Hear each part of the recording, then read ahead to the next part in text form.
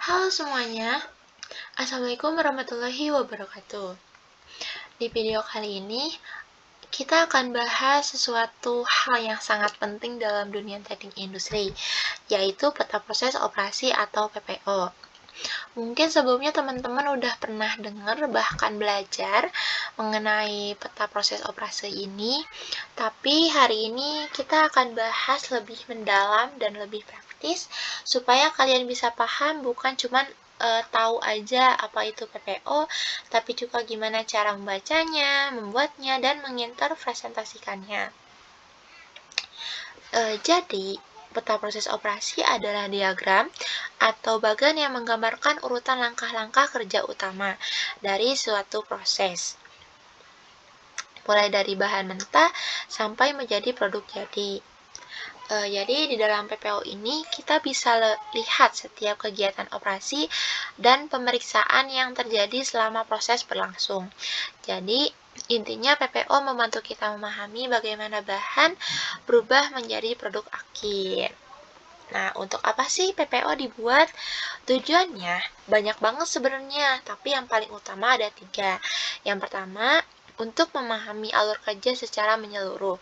Jadi kita tahu dari mana bahan masuk, diolah, sampai jadi produk. Yang kedua, untuk menganalisis efisiensi kerja. Apakah ada langkah yang bisa disederhanakan atau dihilangkan dalam suatu proses pengerjaan produksi? Nah, yang ketiga, sebagai dasar perbaikan proses. PPO itu menjadi alat bantu dalam work study atau studi kerja untuk meningkatkan produktivitas dalam suatu perusahaan. Nah, dalam PPO, simbol yang digunakan cuma 2. Ada lingkaran, artinya operasi, yaitu kegiatan yang mengubah bentuk, sifat, atau perakitan bahan. Terus ada kotak, artinya pemeriksaan, yaitu kegiatan untuk mengecek kualitas atau kuantitas hasil kerja. Jadi, dalam si pemeriksaan ini bukan cuman pengecekan kualitas, tapi kuantitasnya juga dalam si proses produksi. Biasanya simbol ini disusun secara vertikal dari atas ke bawah sesuai urutan prosesnya. Sekarang, ternyata PPO tuh nggak cuma satu jenis aja, tapi bisa dibedakan berdasarkan ada PPO per orang, yaitu PPO yang menggambarkan aktivitas satu orang pekerja dalam melakukan satu pekerjaannya. Terus ada PPO per komponen, itu menggambarkan urutan proses dari satu bahan atau satu komponen tertentu sampai selesai. Terus ada PPO per bagian, itu cakupannya lebih luas, kayak menggambarkan proses yang mencakup beberapa komponen sekaligus, misalnya bagian perakitan atau bagian finishing. Nah, selain itu, PPO juga bisa dibedain ini berdasarkan jenis prosesnya. Misalnya, ada PPO untuk proses continuous process, di mana bahan terus mengalir tanpa jeda seperti pada industri kimia atau pangan. Terus ada juga PPO untuk proses intermittent, di mana produksi dilakukan per batch atau per pesanan atau per line juga bisa, seperti pada industri pakaian atau mesin. Nah, ini sering bikin bingung di awal, apa sih perbedaan dari PPO per komponen dan per bagian? Jadi, PPO per komponen itu fokus pada satu bahan atau satu unit kerja aja. Misalnya, proses pembuatan satu lengan baju atau satu bagian kancing. Jadi, yang ditulisinnya tuh cuman bahannya aja. Biasanya di bagian atas PPO-nya tuh cuman komponen-komponennya aja, kayak bahannya.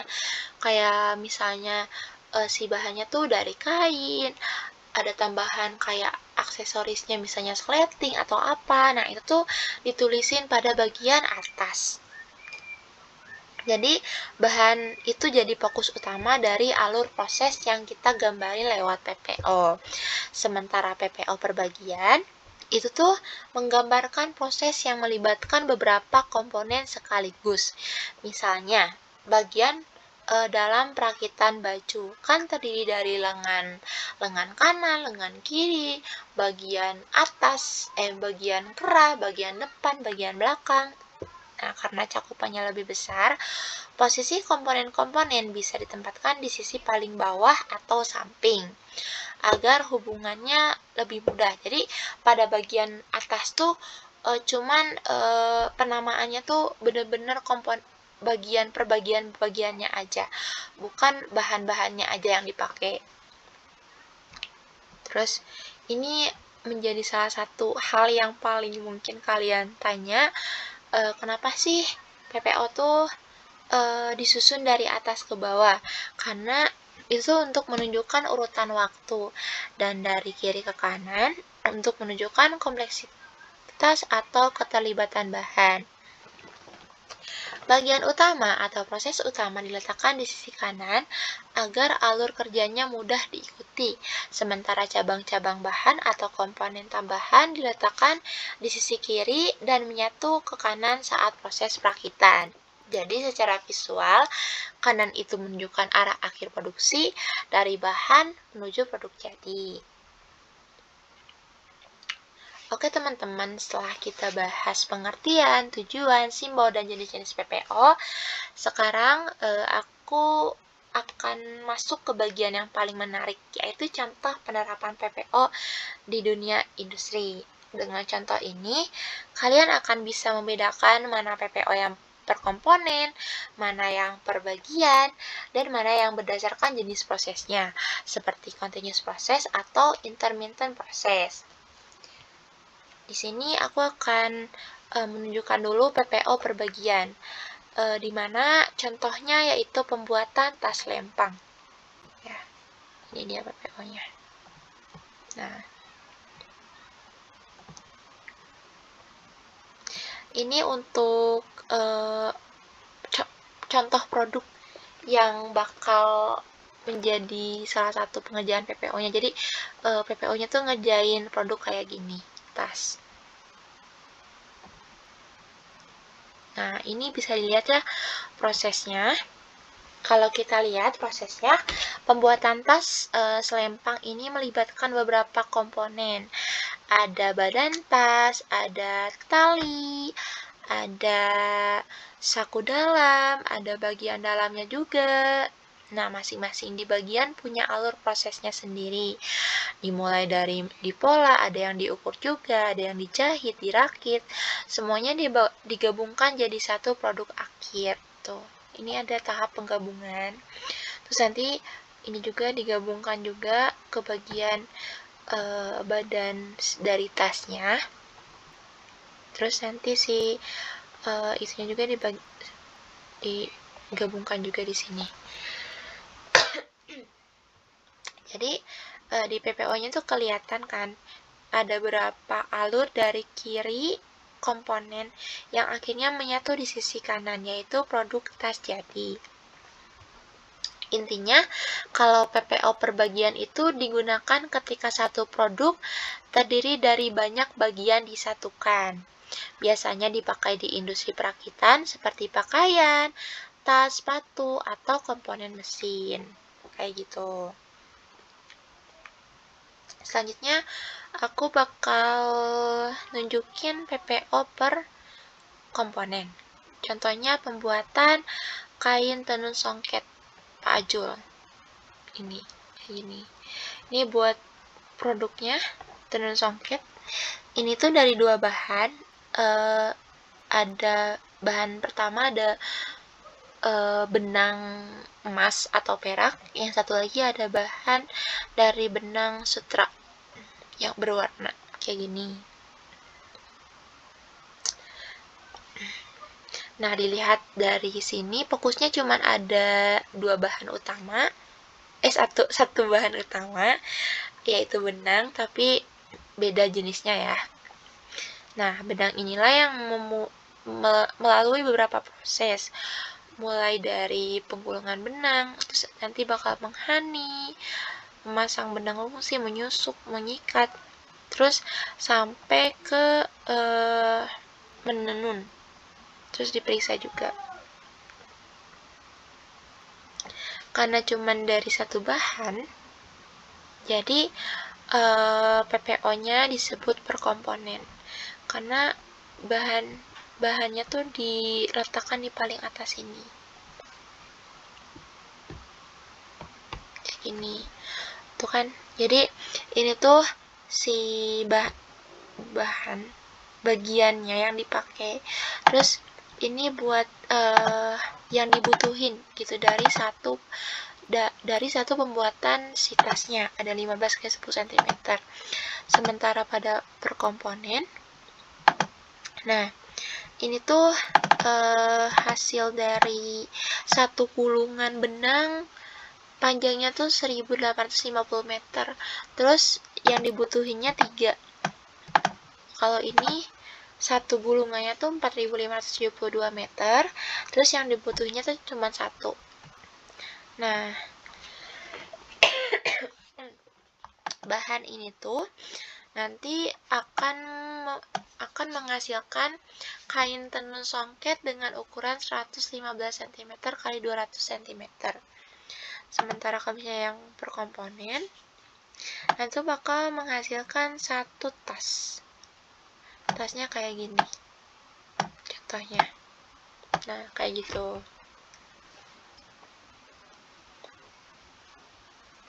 Sekarang kita masuk ke contoh PPO berdasarkan continuous process.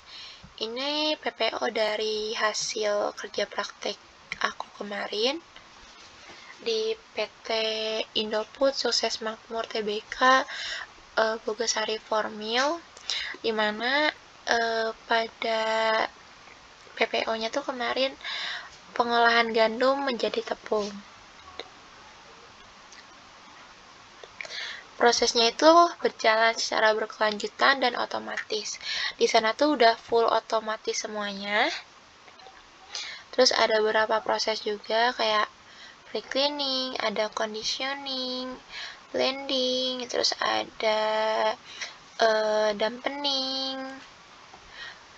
Sebenarnya kalau misalnya dari si continuous process tuh, kalian pada bagian atas ini tuh bisa dimasukin jumlah dari mesin-mesinnya, ya mesin-mesinnya gitu, si kapasitasnya tuh berapa sebenarnya bisa dimasukin. Tapi jadi nanti kalian cari tuh kapasitas mesin yang paling dikit tuh kapasitasnya berapa, terus di mesin mana. Jadi itu tuh menjadi patokan si buat ditempatin di sini. Tapi waktu kemarin aku tuh si mesin-mesinnya tuh nggak semuanya ada kapasitas, jadi kayak cuman lewat-lewat gitu aja.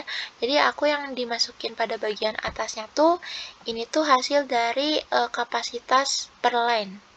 Jadi per line-nya tuh ada 50 kg per jam. Di sana tuh di PT Indofood tuh kemarin si prosesnya terus berjalan tanpa henti dari Senin jam 8 sampai hari Sabtu sampai hari Minggu pagi-pagi. Jadi minggu tuh hari liburnya gitu. Tapi kan tetap aja ya continuous proses masuknya, walaupun itu juga. Nah, semuanya tuh berlangsung secara terus-menerus tanpa henti. Bahan masuk dari satu ujung, ya dari penerimaan gandum sampai keluar di ujung produk jadi di sini. Banyak banget prosesnya di sini. Di pencampuran dan pengemasan. Nah, pada bagian peta proses operasi ini juga, aku tuh masukinnya di divisi flour mill-nya aja, di divisi pengolahan si gandum jadi tepungnya. Jadi di sana tuh ada beberapa bagian, sekaligus aku sharing juga ya. Kemarin tuh ada beberapa bagian, ada bagian penerimaan gandum, terus ada bagian aku di mana bagian pengolahan gandum jadi tepungnya. Nah, udah dari bagian aku tuh nanti bakal dikirimin ke flour and mixing. Itu tuh bagian kalau misalnya ada tepung yang misalnya harus dicampur dulu sama apa ya, punya kualitas tersendiri gitu. Jadi nanti si hasil dari pengolahan tepung dari aku tuh nanti bakal di mixing sama gandum yang lainnya. Nah, kalau misalnya udah, nanti bakal diekspor lagi ke bagian packaging. Jadi apa ya, setiap itu teh setiap apa ya, ngejelasinnya susah. Setiap di sana tuh punya bagian-bagiannya tersendiri gitu, nggak langsung dari satu proses penerimaan sampai packaging dalam satu bagian, enggak, tapi di sana tuh kayak punya divisi masing-masing kayak gitu. Nah, ini aku kemarin ditempatinnya dari divisi pengolahan gandum menjadi tepungnya gitu. Nah, terus kan ini juga bisa dilihat banyak yang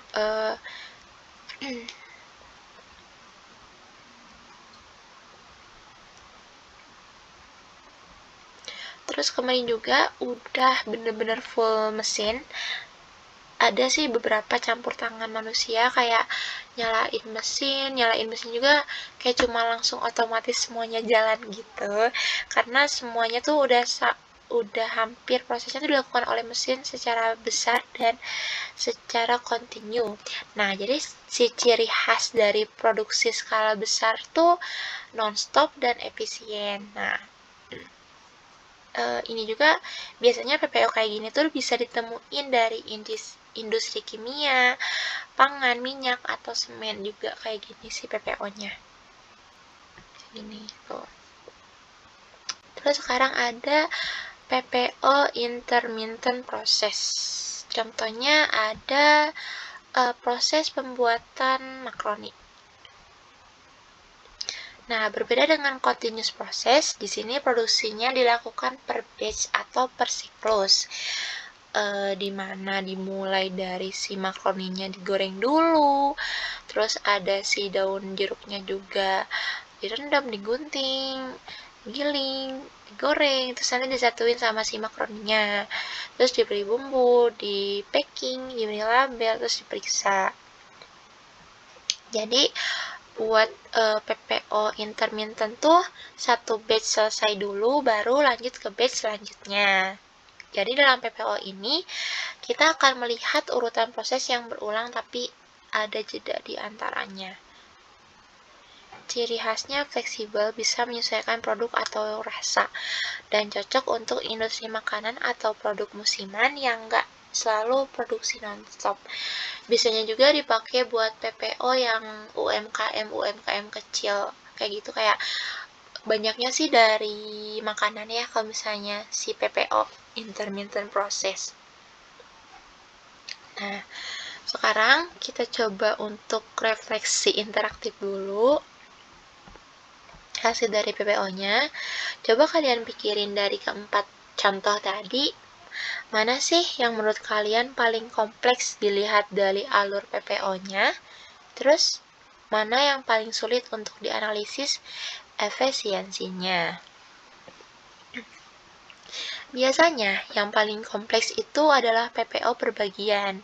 Karena, kita sambil lihat ya PPO perbagiannya. Nah, PPO perbagian. Karena banyak komponen yang harus disatukan dan harus punya urutan yang tepat juga. Sementara itu PPO dari continuous process yang ini seringkali paling sulit dihentikan untuk evaluasi karena sistemnya berjalan terus-menerus. Jadi setiap jenis PPO punya tantangan dan manfaatnya masing-masing tergantung pada jenis industri dan tujuan analisisnya. Nah, dari pembahasan hari ini kita bisa simpulkan bahwa PPO itu bukan cuma gambar alur kerja, tapi juga alat analisis yang strategis untuk memahami bagaimana suatu proses berjalan, baik itu untuk satu komponen, satu bagian, atau satu sistem produksi besar yang berkesinambungan. Dengan memahami PPO, kita bisa belajar berpikir sistematis, melihat keterkaitan antar proses, dan mencari potensi perbaikan yang bisa meningkatkan efisiensi kerja. Semoga dengan contoh-contoh ini, teman-teman bisa lebih paham dan nanti bisa mencoba membuat PPO kalian sendiri berdasarkan proses yang ada di sekitar kalian. Nah, terima kasih udah nyimak. Sampai jumpa di pertemuan selanjutnya. Dan jangan lupa selalu berpikir efisien karena di situlah jiwa teknik industri bekerja. Wassalamualaikum warahmatullahi wabarakatuh.